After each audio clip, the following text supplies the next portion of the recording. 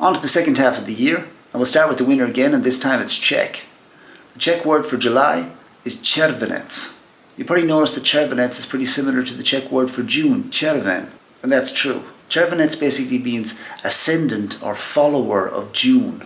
Now, that's not much imagination. It's gonna be difficult for Czech to win the point in this round with that kind of effort. The theory is that Cervenec, July, is the month when all those beautiful red ripe fruit are perfect to eat. But if I want to back up my theory that Cerven, June, is worm month, then I must say that Cervenec is little worm month. Or if Cerven is the first worm movie, Worm 1, then Cervenec is Worm 2, Worm Harder. Let's move on to English. Okay, English. And July comes from a very interesting place in that this month is not named after a god. It's named after a man who pretty much thought he was a god. July is named after Julius Caesar, Roman general and later dictator of Rome. The basis of this video, I really do have to thank Julius Caesar. It's thanks to him that we have 365 days in the year, and he made sure we had leap years to keep everything in line. Well done indeed, Julius Caesar. Julius Caesar, unfortunately, was a vain man. He did not like it at all when his hair was beginning to fall out. He used to wear a laurel wreath on his head to try and cover up the patches of baldness. One day, while eating, one of the leaves from the laurel wreath fell into his food, thus inspiring him to create the world-famous salad for which he is famous. However, his Roman friends didn't seem to care for his salad-creating, calendar-changing ways. They all got together and decided to stab him on the Ides. Julius Caesar was particularly horrified to see his friend Brutus among the group of assassins. He knew that Brutus loved his new salad. He'd seen him eating it twice. That's why his final words to Brutus were, "Ate too, Brute, ate too." This time it's very easy to pick a winner, all because Czech was pretty damn lazy with that ascendant of June rubbish. This one goes to English. Julius Caesar has conquered again. And we're on to August. August follows the same style as July in that the Romans decided not to name it after a god, but again after one of their leaders, Augustus. Augustus was the great nephew of Julius Caesar. Unlike his great uncle, he really wasn't into making new calendars and innovative salads. I have a feeling that raw meat was a big part of his diet. You usually found Augustus having fights with former friends like Mark Antony and ex-girlfriends of his great uncle Cleopatra, both of whom committed suicide after Augustus defeated them in battle and invaded Egypt. Rome sounds more dangerous than an end-of-season episode of Game of Thrones. Bring me his head. So on to Czech. The Czech word for August is Srpen. There really is no great puzzle behind the origin of this word. The Czech word Srpen comes from the word srp, which means sickle. In August, the wheat is at its highest and most ripe and ready for harvesting.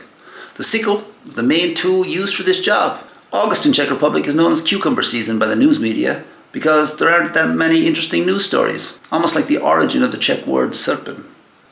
Time to announce the winner of the August round of this particular language battle, and this time it's going to Rome, it's going to English. Mainly because Augustus' story is far more exciting than the cucumber sickle Czech story. And English is building up a bit of a gap over Czech. It's 5-3 to English. I'm very sorry to say, but at this point in this battle between Czech and English to see which language has the cooler names for months of the year, we've encountered a problem. A big problem. Maybe that's not the best word to describe the situation, and a better way to describe it would be... Hey, this is a crisis.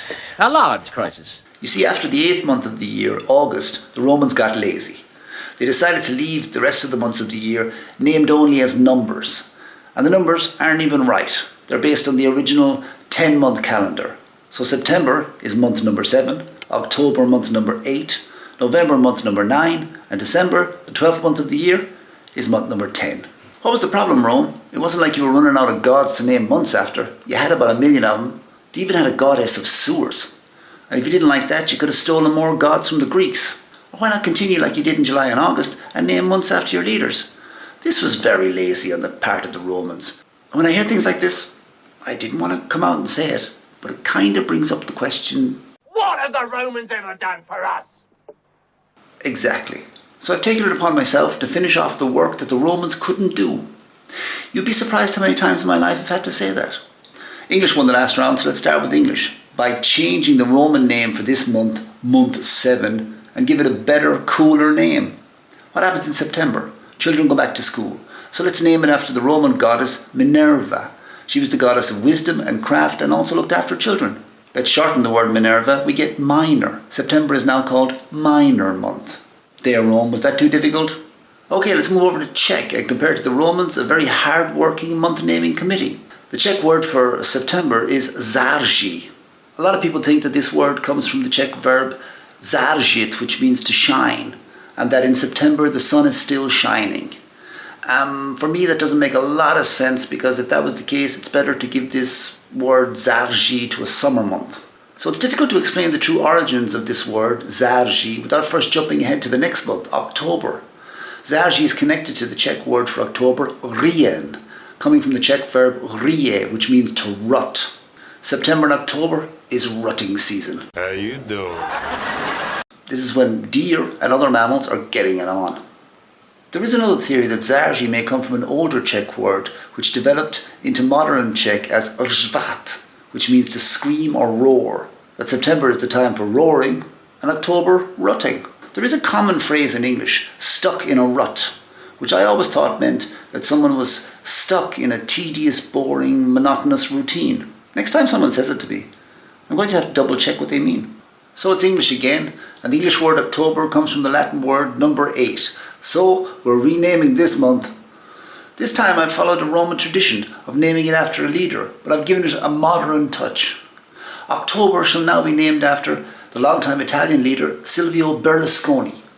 We'll shorten that to Berlusc. October will now be known as Berlusc. I'm sure that Mr. Berlusconi wouldn't mind if rutting season was named after him. So it's time to declare a winner, and this time I'm declaring a winner for 2 months at the same time, because I connected a combined Zari and Rijen. It's not a big surprise that Czech wins both rounds, because it wasn't up against much opposition in month 7 and month 8. Czech's right back in the game. It's 5-5. Let's start with the victors from the last round, and that's Czech. We're on to the 11th month of the year, November. The Czech word for November is Listopad. This word is rather simple in its origin, but that in no way diminishes its credibility. The word is sleek, elegant, and to the point, and that's the way I like it. In November, trees lose their leaves, and the Czech word Listopad is made up of 2 words. List meaning leaf, and pad meaning fall. The O is added only for effect. Oh! November is significant in the Czech Republic because it contains the holiday November 17th, which celebrates the Velvet Revolution and the fall of communism. Perhaps it would be a good idea to change the name of the month to Komunismosopad. I'm not serious about this, as I have enough work renaming the final 4 months of the year of the English calendar because of the sloth-like performance of the Romans.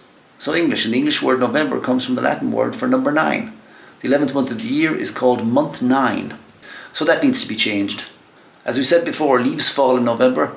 This man fell a few times, but he always got straight back up. I can't think of a better icon of Italy to rename this month after than the Italian stallion himself, Rocky Balboa. So let's change that around a little. From now on, November should be known by its new name, Raucous. Time to announce the winner of the last round. I'm sorry to say, but this time, Rocky, you're a loser. Czech has got itself into the lead, and it's on a roll, winning the last 3 rounds in a row. It's 6-5 to Czech. So let's start with the winners again, and that's Czech. I wonder if Czech can continue its winning ways, or will English come storming back on the final run to the finish line? Spoiler alert, if you haven't picked up on it already, because of the performance of the Romans in the last 4 months, Czech is definitely going to win. And I must say that during my research in this competition, talking to Czech people about the origins of the Czech month names, the Prosinec has caused the most trouble, giving me the widest range of explanations. The most probable meaning is that it comes from an old Czech verb, prosinoti. In modern Czech, that would be prosvitat or probleskovat. These verbs mean to shine through. In that in December, the sun was trying to shine through the clouds. Another theory I've heard is that Prosinec is connected to the Czech phrase prosna kaše, which means wheat oatmeal or wheat porridge. That in December people ate a lot of this food. Another idea is that it's connected to the word prasata, pigs.